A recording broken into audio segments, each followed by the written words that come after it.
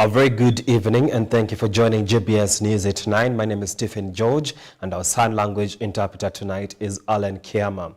We have a lot lined up for you tonight, but first, here are the highlights. The party supports the position that has been taken by party leader Honorable Raila Odinga to work with the Kenya Kwanza administration to stabilize the country and create an enabling environment for Kenyans to address their concerns through democratic and constitutional means. We are fully in broad-based government. Raila Odinga moves to quell tension within ODM.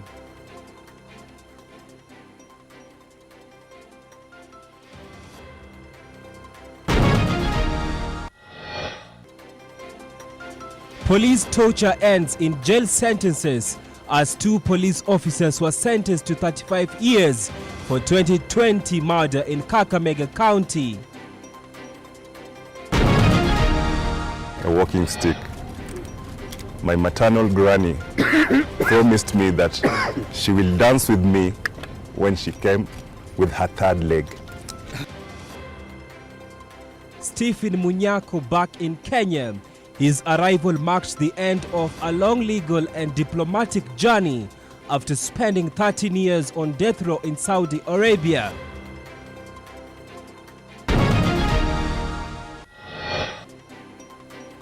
Kenya's preparation for the 2024 African Nations Championship CHAN have suffered a major setback following the departure of attacking midfielder Mohamed, who has completed a high-profile move to Tanzanian giant Simba SC.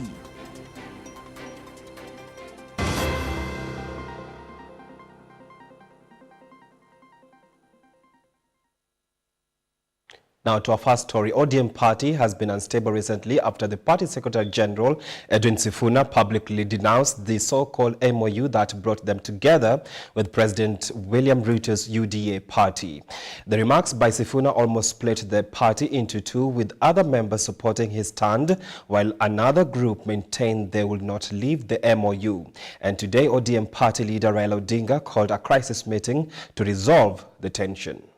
Desperate times call for desperate measures. ODM party leader Raila Odinga has today convened an urgent crisis meeting at Orange House to cool tension that had threatened to tear the party apart. The meeting comes in the backdrop of public sentiments by the party Secretary General Edwin Sifuna, castigating the Memorandum of Understanding between ODM and the UDA government. These sentiments caused jitters within ODM, creating 2 factions, one siding with Sifuna, whereas the other calling for his removal from the seat. And after the meeting, Raila led his brigade for a presser. After frank and open deliberations, the committee adopted the following resolutions as the party's collective message to members and to the country. In the resolution read by ODM Secretary General Edwin Sifuna, ensconced within the party top honchos, it was as clear as crystals that the party was in broad-based government to stay. Number 1, that the party supports the position that has been taken by party leader Honorable Raila Odinga to work with the Kenya Kwanza administration to stabilize the country and create an enabling environment for Kenyans to address their concerns through democratic and constitutional means. According to Sifuna, the party will constitute a technical committee to facilitate the implementation of the 10-point agenda in the MOU. Number 2, that in order to expedite the implementation of the 10-point agenda of the MOU, ODM will constitute a technical team to work with our UDA counterparts as part of the political infrastructure to assist with the implementation of the agreement. Likewise, the party resolved as well to fast-track the NADCO report, push for more funds amounting to 450 billion to be allocated to devolved units, among others. Thirdly, that while the party acknowledges the allocation of 415 billion to counties in the current financial year as an improvement on the previous disbursement, we will continue pushing for the raising of the allocation to a minimum 450 billion Kenya shillings or more, as had been proposed by party leader Raila Amolo Odinga. Fourthly, that the party continues to demand the implementation of the unbundling of all devolved functions and the requisite and constitutionally sanctioned resources to the counties. Number 5, that the party supports calls for an intergenerational national conclave to deliberate on the issues affecting the nation with particular focus on youth agenda and agree on a way forward. Lastly, we have been presented with a schedule of all upcoming by-elections, and the resolution of this committee is that ODM will fully participate in all of those by-elections by fielding candidates. Of great concern is the full implementation of the NADCO report, promotion and protection of the livelihoods of young people, the right to peaceful assembly and protest, the rule of law and constitutionalism, corruption and wastage of public resources. And in the upcoming by-elections in the country, the party will ensure it fields its own candidates. Lastly, we have been presented with a schedule of all upcoming by-elections, and the resolution of this committee is that ODM will fully participate in all of those by-elections by fielding candidates. While Raila was holding a crisis meeting at Torenjao. Order number 1, administration of oath, Kipchumba Haron Kimuge. At the National Assembly, Speaker Moses Wetangula was administering the oath of administration to nominated MP Harold Kipchumba Kimuge, who was nominated by ODM to replace John Mbadi, who had joined the cabinet as finance minister. I, Kipchumba Harold Kimuge, having been elected a member of the National Assembly, do swear in the name of the Almighty God that I will bear true faith and allegiance to the people and the Republic of Kenya, that I will obey, respect, uphold, preserve, protect, and defend this Constitution of the Republic of Kenya, and that I will faithfully and conscientiously discharge the duties of a member of Parliament. So help me God. GBS News at 9. President William Ruto chaired a cabinet meeting at State House today where wide-ranging decisions were made to boost healthcare infrastructure, energy and youth employment. Key approvals included the Quality Healthcare and Patient Safety Bill 2025, aimed at eliminating malpractice and fraud in the health sector through a new oversight authority. The cabinet also endorsed the Last Mile Connectivity Phase 3 project, the 80.3 megawatts Olkaria 7 geothermal plant, and the return of Kenya Pipeline Company to the privatization program to enhance efficiency and unlock investment. In youth and employment matters, the cabinet backed the Nyota project targeting over 800,000 vulnerable youths with skill training and paid placements.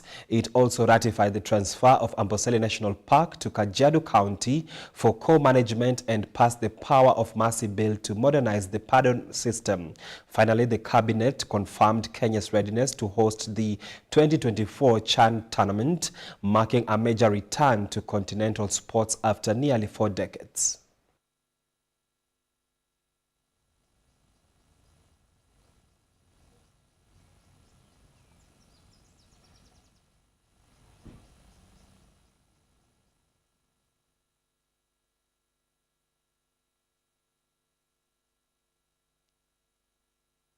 Stephen Munyako arrived at Jomo Kenyatta International Airport, Nairobi today to an emotional welcome after spending 13 years on death row in Saudi Arabia.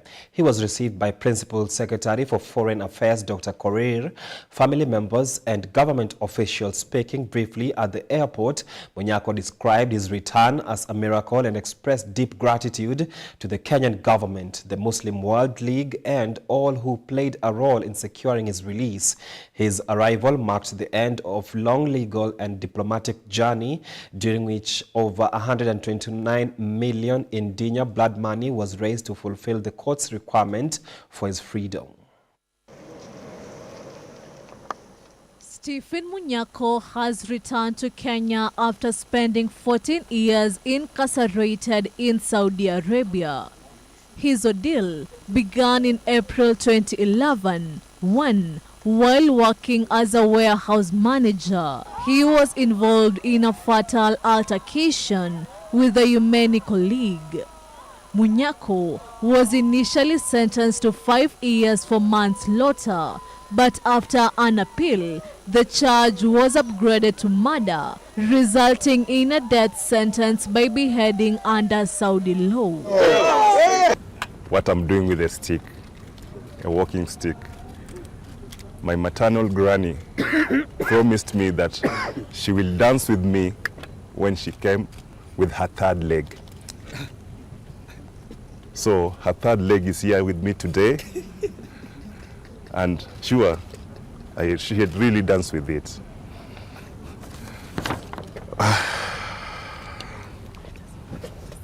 His execution was delayed when the victim's family agreed to accept diya, blood money, in accordance with Islamic law. Over the years, his family, led by his mother Dorothy Kweyu, and various Kenyan government officials, religious organizations, and well-wishers, campaigned vigorously for his release. A year ago, precisely on the 14th of May 2024, in the company of my friend Henry Minor, Mama Dorothy came to my office to plead with government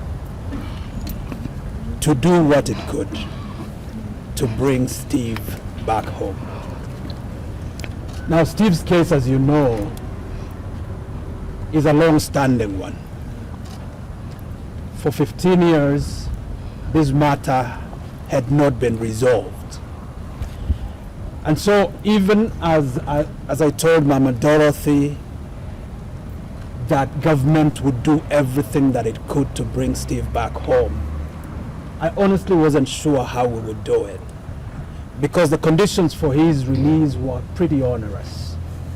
In 2025, a settlement of approximately $1 million raised by the Muslim World League and contributions from the Kenyan government and various Kenyan community and religious organizations finally satisfy the court's requirements for his freedom.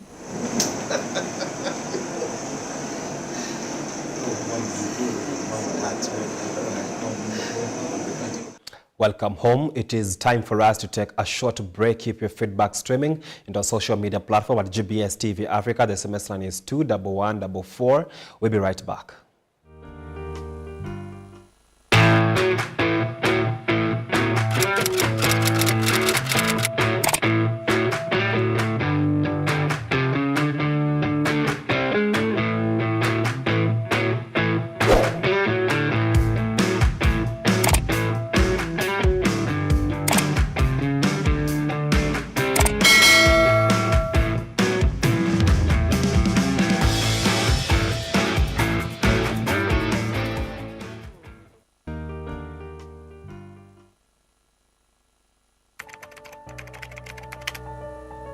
But what is the problem?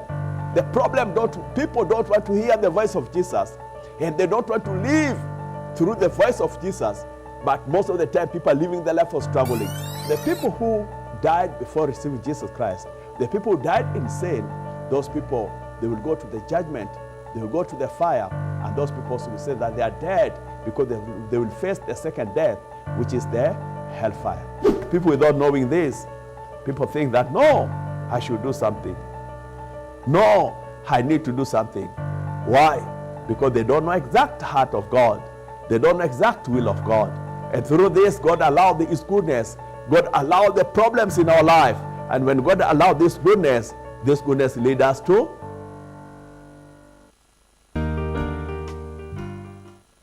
We are going to go straight to the topic of the day, which is AI in education. AI in education. AI is called artificial intelligence.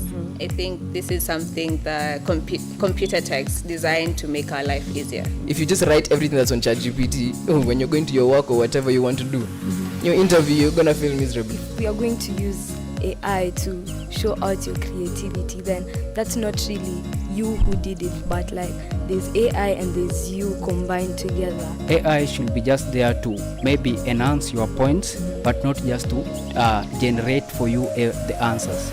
Okay, it's like 50-50 because sometimes it's like, yeah, you're just using it to like enhance like your creativity, and then other times it's like you're just stealing other people's ideas. You're not like really thinking.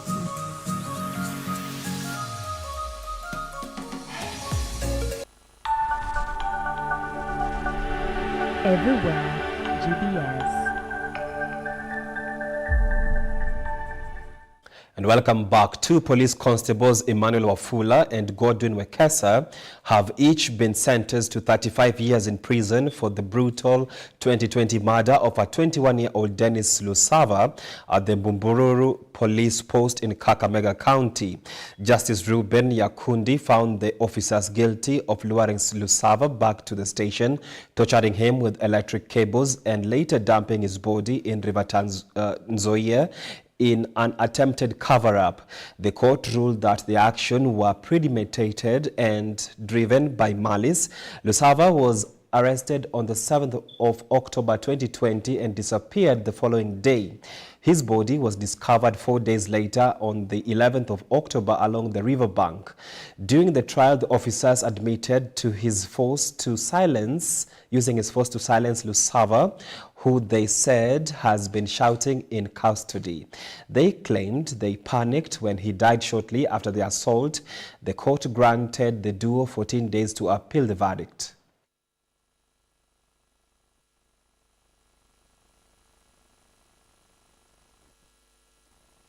And they have 14 days right of appeal to the Court of Appeal.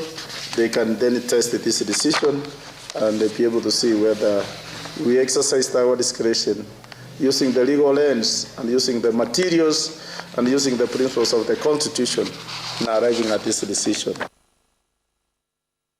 Kenya could soon receive a major shot in the arm for its development agenda following a high-level meeting between President William Ruto and the new head of a key Arab Development Bank.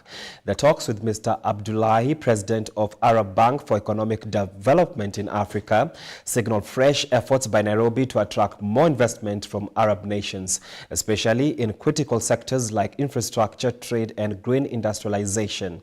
Our reporter Susan Nganga now takes us a closer look at what this renewed partnership could mean for Kenya's economy. It's a pleasure. Welcome to Nairobi to meet you. Kenya is eyeing a major boost in development funding and economic ties with Arab nation. This follows a high-level meeting between President William Ruto and the new president of the Arab Bank for Economic Development in Africa, Mr. Abdullah. The meeting came just 2 weeks after Abdullah officially took over the role on July 1st and signals Nairobi's push to attract more strategic investments from major Arab financial institutions. Mr. Abdullah brings over 30 years of experience in global development financing.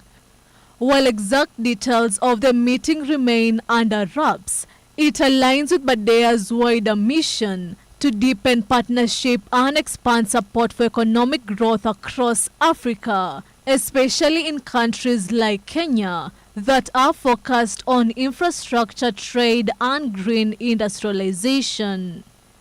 President Ruto has repeatedly called for stronger collaboration between Africa and Arab nations.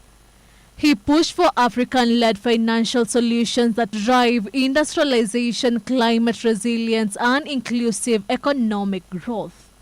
His vision lines with Badea's new 2030 strategy, which focuses on infrastructure, agribusiness, trade, private sector growth, and support for small businesses and entrepreneurs. Kenya already has a track record with Badea. In December 2022, the bank provided $200 million to support Kenya's trade with Arab countries, money that went into importing critical supplies like machinery, medical equipment, and even vaccine production inputs. Susan Nganga, GBS News, Nairobi. Bungoma County Senator David Wakoli has continued with his impromptu visits to health facilities across the county, with his latest stop being Bokoli Hospital in Webuye West constituency, where he uncovered major challenges facing service delivery in all departments in the hospital. Here's more by Moline Rono.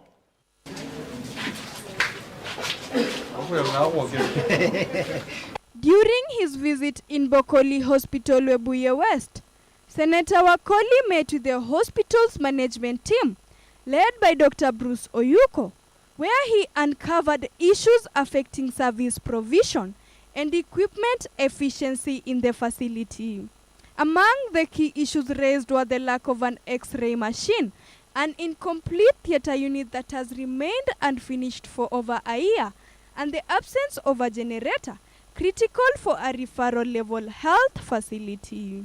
Ndio, leo majira ya saa 9 nimekuja hapa katika hospitali ya kiwango cha 4 ya Bokoli kujionea hali ya maisha, hali ya wachapakazi, hali ya wagonjwa na hali ya hospitali jinsi ilivyo. Nimetembea, nimeona hakuna ua ni fence ya kutosha. Kuna maeneo, kuna mianya ambayo lazima watatengeneza. Nimeangalia baadhi ya madawa sio ya kutosha. Nimeangalia baadhi ya vyoo hapa vina shida ambavyo lazima watengeneze. Nimekuwa na kikao, wameeleza kwamba wana upungufu wa madaktari na wafanyikazi wa kusafisha hospitali. Nimejionea kwa macho kwamba hospitali haina mfumo mbadala wa umeme. Stima inapopotea hawawezi shughulikia wagonjwa. Lakini pia wamenieleza kwamba kati ya watu 100 wanaokuja hapa, watu 46 hawana vitambulisho. Hivi inaathiri uwezo wa watu wa Bokoli kunufaika na fedha za SHA. Sasa tunaomba na kuwarai watu wa Bokoli na Webuye, tujiandikishe tupate vipande ili tuweze kunufaishwa na pesa za SHA jinsi hospitali zingine katika serikali ya Kenya wananufaika kwayo. Wakoli's inspection tour is part of his wider oversight initiative to assess the state of healthcare services in Bungoma. His unannounced hospital visits have become a hallmark of his leadership style, aimed at ensuring transparency and improved service delivery in county institutions. Hiyo ndiyo kazi imenileta hapa, nijione, niwasikize, waniandikie chini, niende nimueleze Mheshimiwa Governor wanapofanya makadirio ya bajeti mwezi unaokuja, wahakikisha wametenga fedha za kumaliza chumba cha X-ray na kununua generator. The senator has now called on the Bungoma County government to prioritize healthcare in the upcoming budget estimates. He emphasized the urgent need for increased funding to the sector in order to address the recurring challenges and improve service delivery across county hospitals. For GBS News, I'm Moline Rono.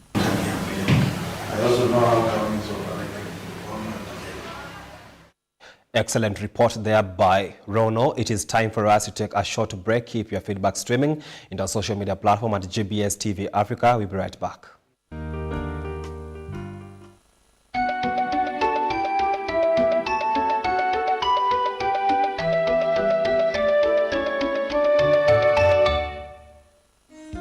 How to avoid food poisoning. Tips to prevent foodborne illness. You'll need sealable containers, a cutting board, antibacterial soap, lemon juice or vinegar. Step 1. Check the dates of the food products before buying and before cooking. Step 2. Store food in the recommended temperatures to keep them fresh. Step 3. Discard any food that smells or looks questionable. Step 4. Separate meat and vegetables at storage. Step 5. Use plastic chopping boards and not wooden ones. Bacteria can get trapped in wooden boards. Step 6. Wash your hands thoroughly with antibacterial soap before handling food or after handling meat. Step 7. Refrigerate leftovers within 2 hours of cooking.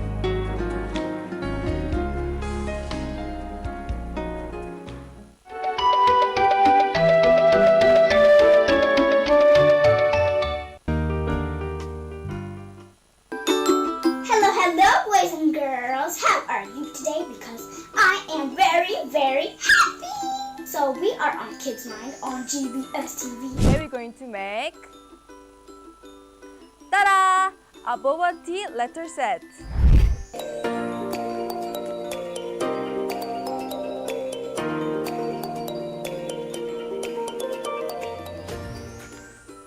We are moving to singing class. Skinamarinky dinky ding, skinamarinky doo.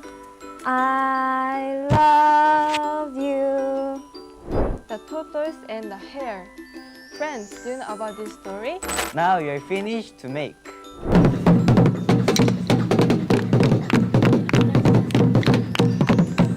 Enjoy yourselves, everybody.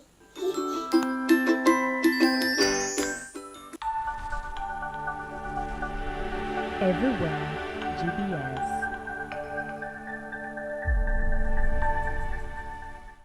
Welcome back now to international news. As the October 26th general election approaches in Tanzania, the ruling CCM party has vetted and handed over nomination certificates to candidates aspiring to vie in election. President Samia Suluhu Hassan led the exercise yesterday till overnight. Among the seats to be vied for are members of parliament seats and representatives at ward levels. President Samia Suluhu will be bearing the CCM flag for the first time since she took over power after the passing on the late Tanzanian President John Pombe Magufuli.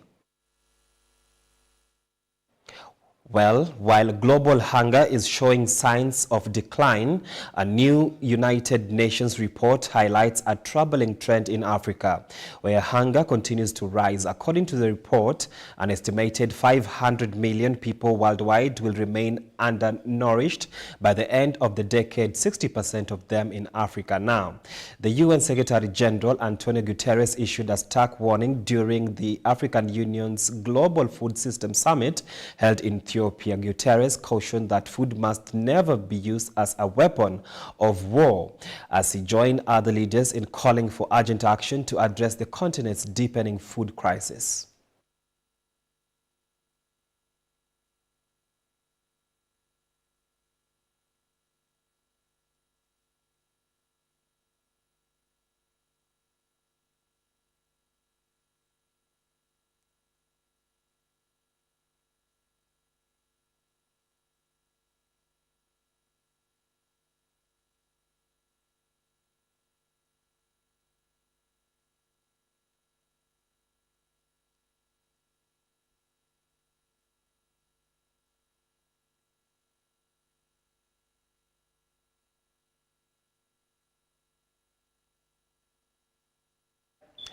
As the October 26th general election approaches in Tanzania, the ruling CCM party has vetted and handed over nomination certificates to candidates aspiring to vie in elections. President Samia Suluhu Hassan led the exercise yesterday till overnight. Among the seats to be vied for are members of parliament seats and representatives at ward levels. President Samia Suluhu will be bearing the CCM flag for the first time since she took over power after the passing on of the late Tanzanian President John Pombe Magufuli. Tanzania's President Samia Suluhu Hassan is putting her house in order. Here, she is arriving for the CCM Party Top Organ Council event where they will vet, approve and hand over the nomination certificates to candidates in various political seats in the upcoming general elections on October 26th. And indeed, it was an arduous exercise, going by the high number of candidates who had declared their interest to vie on the ruling party CCM tickets. This forced the Top Organ Council to burn the midnight oil up until 3 a.m. for the exercise to be completed. Members of the press who had gathered outside the White House in Dodoma had to wait until then that the CCM party secretary, Amos Makela, came out to address them. It is worth noting that the number of youth who seek the CCM tickets also increased. Just 2 days ago, CCM chair President Samia Suluhu had held a CCM conference in preparation for the momentous exercise. Nawashukuru sana kwa kuridhia mabadiliko haya madogo ya katiba, na sasa mmetupa nguvu ya kuanza hii kazi ya kuchuja kesho. Kesho tutaanza rasmi Tutakaa kamati ya maadili kupitia majina yote na tutajitahidi kuingiza vijana wengi inavyowezekana katika kutafuta nafasi za kuongoza nchi yetu katika ngazi za ubunge, lakini pia udiwani. Among those present in the event were Vice Chair Stephen Wasira, Zanzibar President Hussein Mwinyi, and Tanzanian Prime Minister Kassim Majaliwa, among others. In the end, candidates were handed over party certificates awaiting a referendum on August 4th to be approved by the party delegates. From Dodoma, Tanzania. CCM oye! Wajumbe wa mkutano mkuu taifa oye! I'm Victor Ujun, GBS TV. Representatives from more than 100 countries have gathered at the United Nations for a three-day conference on achieving a two-state solution for Israel and Palestine. The US and Israel are boycotting the event, labeling it a public stunt. France and Saudi Arabia are co-hosting the gathering. Here's more on the details. Well, in northern western Nigeria, tragedy has struck again. Bandits in Zamfara state have killed 33 people they kidnapped in February despite receiving a ransom of over $33,000. According to residents and officials, the victims were among 51 villagers abducted from Banga village in Kaura Moda district during a violent raid that left 2 people dead. After months of anguish, families paid the ransom in 2 installments, hoping to secure their loved ones' release but only 18 captives returned last Friday. The freed hostages revealed that 33 others had been killed by their captors. The region has long been plagued by heavily armed gangs involved from harder farmer tensions into full-blown organized crime, thriving in neglected rural communities. Here's more on the story. Well, we are taking a short break. We'll be right back with the more news.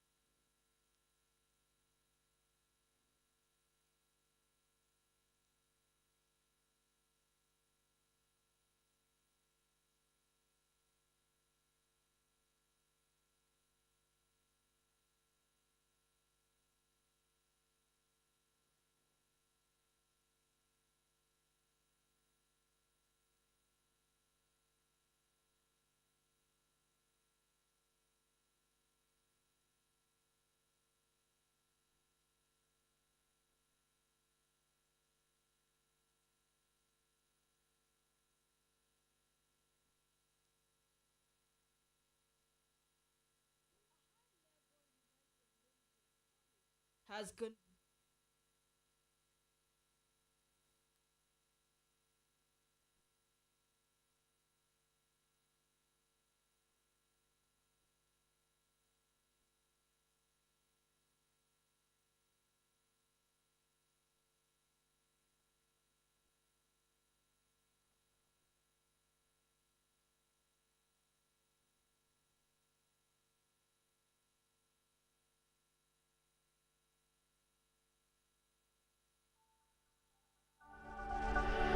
Everywhere, GBS.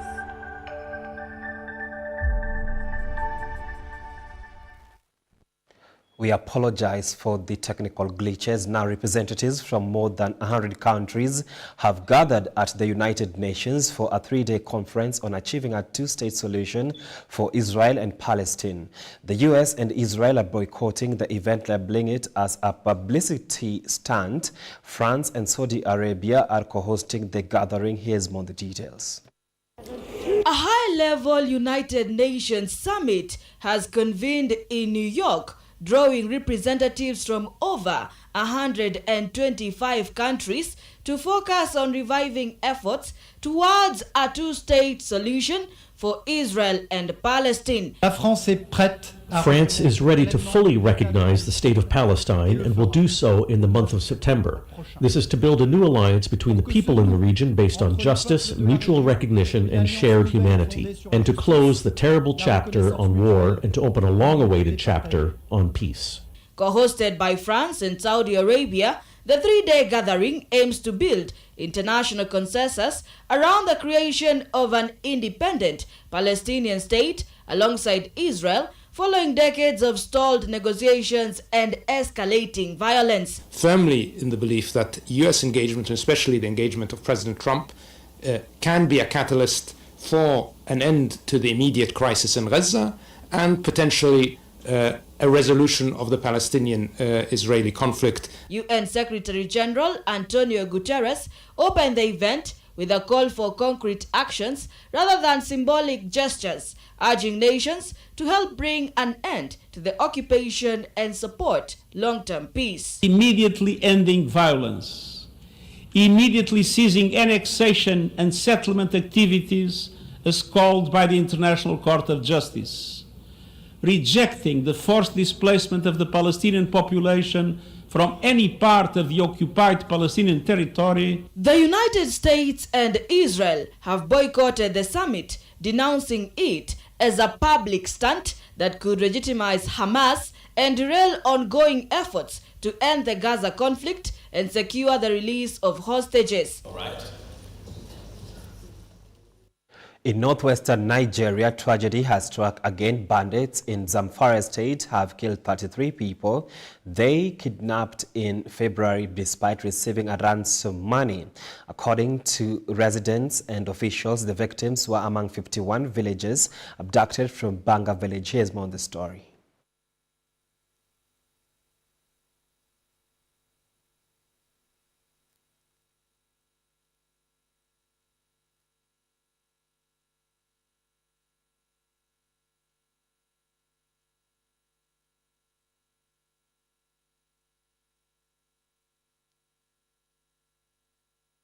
There has been widespread outrage in Cameroon over the disqualification of opposition leader Maurice Kamto from the October presidential election. Of the 83 applications submitted to ECAM, the country's election oversight body, only 13 were approved now. For Ndong Christopher, Secretary General of the Opposition Movement for the Renaissance of Cameroon, or MRC, the decision to bar Kamto from running is aimed at removing a main rival to incumbent President Paul Biya.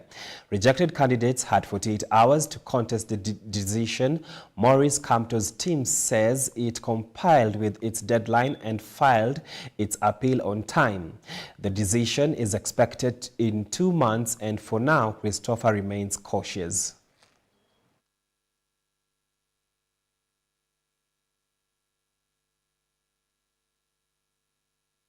U.S. President Donald Trump said on Monday the #1 priority in Gaza was getting people fed. Trump speaking alongside British Prime Minister Keir Starmer at his golf resort in Turnberry, Scotland, said the US had provided $60 million for humanitarian aid and other nations would have set up. Paul Miner with more. We can save a lot of people. I mean, some of those kids that's real starvation stuff. I see it. And you can't fake that. The Prime Minister is going to help us. They're very effective with that. You've done that before. On Monday, the Gaza Health Ministry said at least 14 people had died in the past 24 hours of starvation and malnutrition. That brings the war's death toll from hunger to 147, including 88 children, most in just the last few weeks. Israel cut off all supplies to Gaza from the start of March, reopening the territory with new restrictions in May. Trump's assessment stood in stark contrast with that Israeli Prime Minister Benjamin Netanyahu, who said this at a summit on Sunday in Jerusalem. Israel is presented as though we are applying a campaign of starvation in Gaza. What a bold-faced lie. There is no policy of starvation in Gaza, and there is no starvation in Gaza. Trump was asked if he believed Netanyahu's claim that there was no starvation. I mean, based on television, I would say not particularly, because those children look very hungry. Israel says it abides by international law, but must prevent aid from being diverted by militants and blames Hamas for the suffering of Gaza's people. The war in Gaza began when Hamas militants rampaged through southern Israel in October 2023. They killed 1,200 and took more than 250 hostages back to Gaza, according to Israeli tallies. Israel's retaliatory invasion has so far killed close to 60 Palestinians. The onslaught reduced to enclave to rubble and displaced almost the entire population of over 2 million people. Trump criticized Hamas after Israeli negotiators last week ended to recent rounds of ceasefire talks aimed at an exchange of hostages for Palestinian prisoners held in Israel and an end to the fighting. Hamas is holding an estimated 20 living hostages. Hamas has become very difficult to deal with in the last couple of days because they don't want to give up these last 20, because they think as long as we have them, they have protection. Which it claims to release them under ceasefire agreement with Israel. Reporting for GBS TV, I'm Paul Miner. It is time for your most favorite segment of the show, the Sports News. Let's get sporty.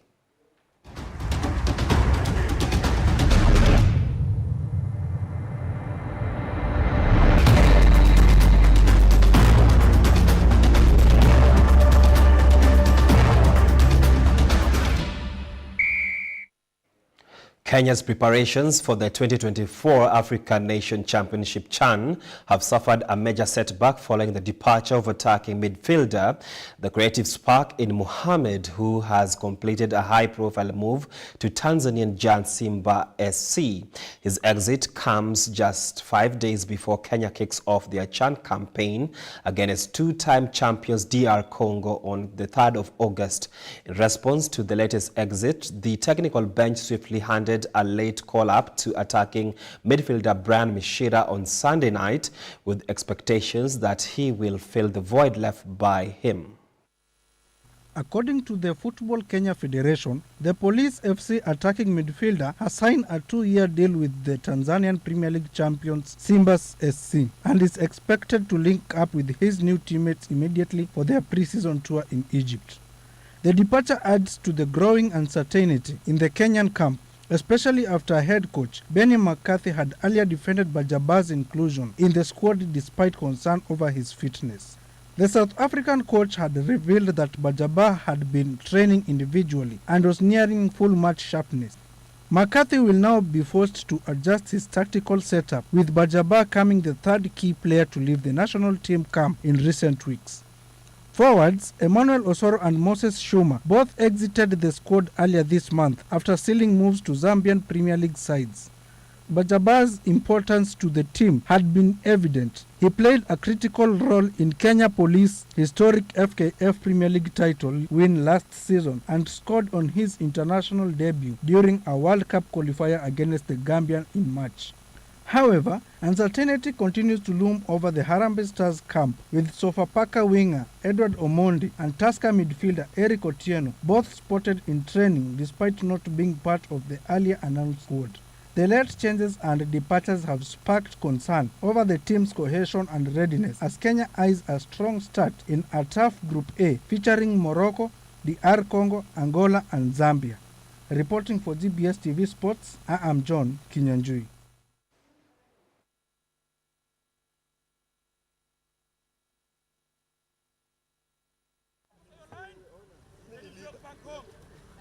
Nigeria's Super Falcons touched down in Abuja to a rousing heroic welcome after their dramatic 3-2 victory over host Morocco in the Women's African Cup of Nations final, securing a historic 10th title.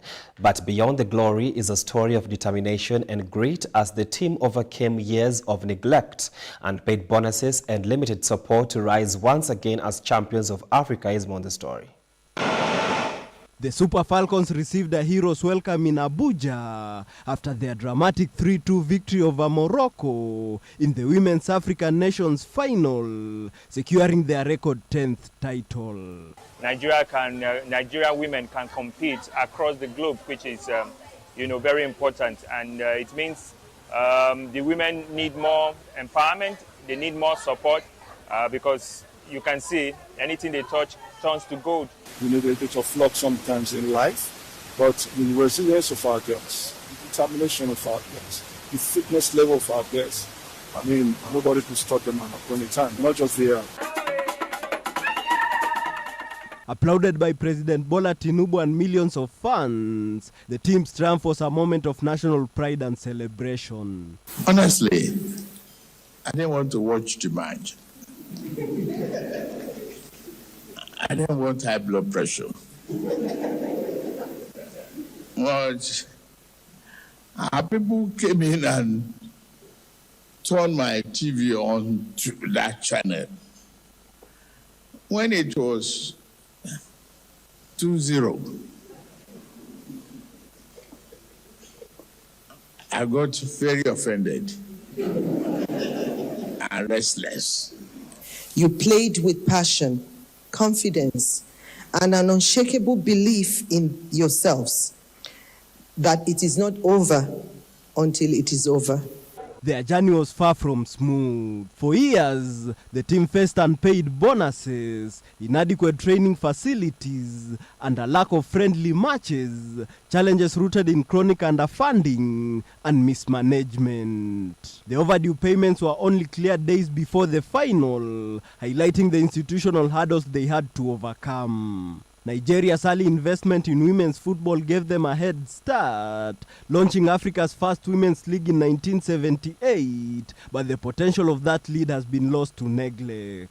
Still, the Super Falcons continue to rise, a testament to the power of perseverance, talent, and unshakable national spirit.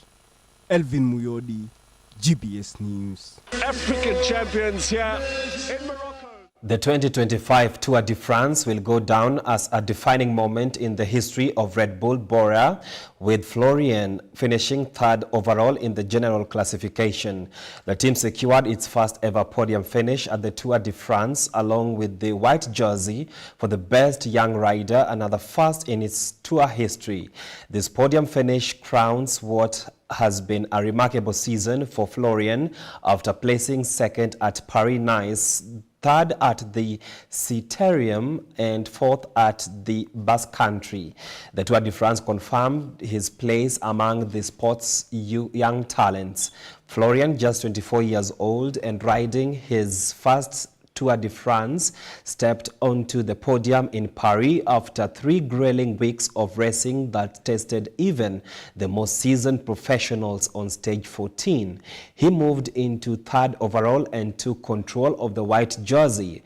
From the point on, he showed remarkable composure and consistency, defending both positions through the high mountains of the final week.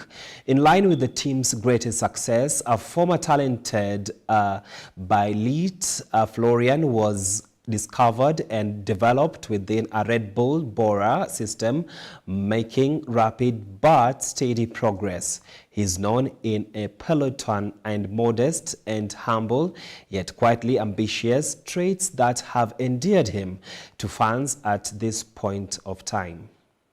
All the fans, yeah, it's hard to describe how the feeling is as a cyclist.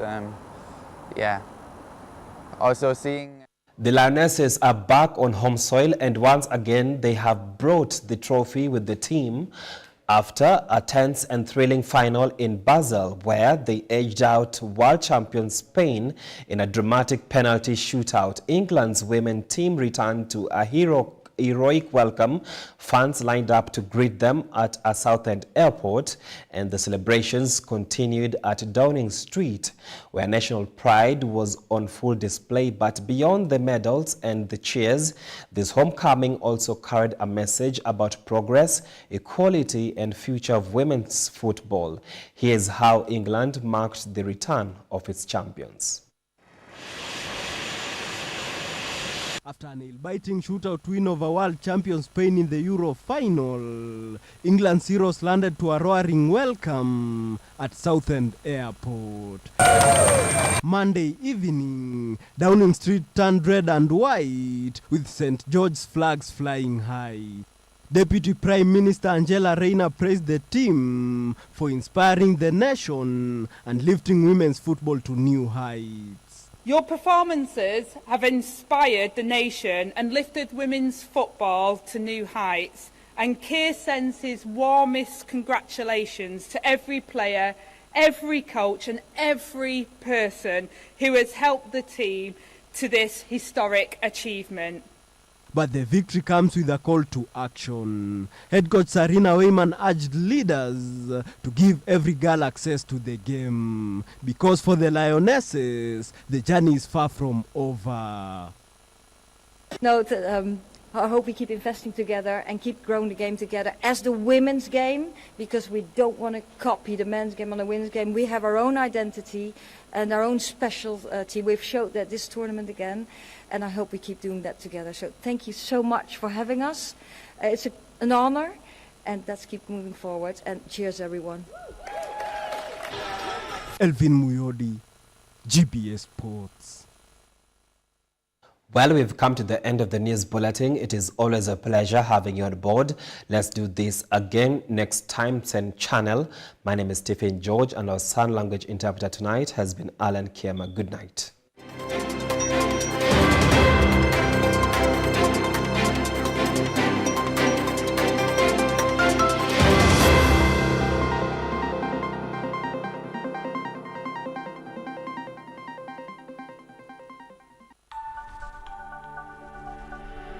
Everywhere, GBS.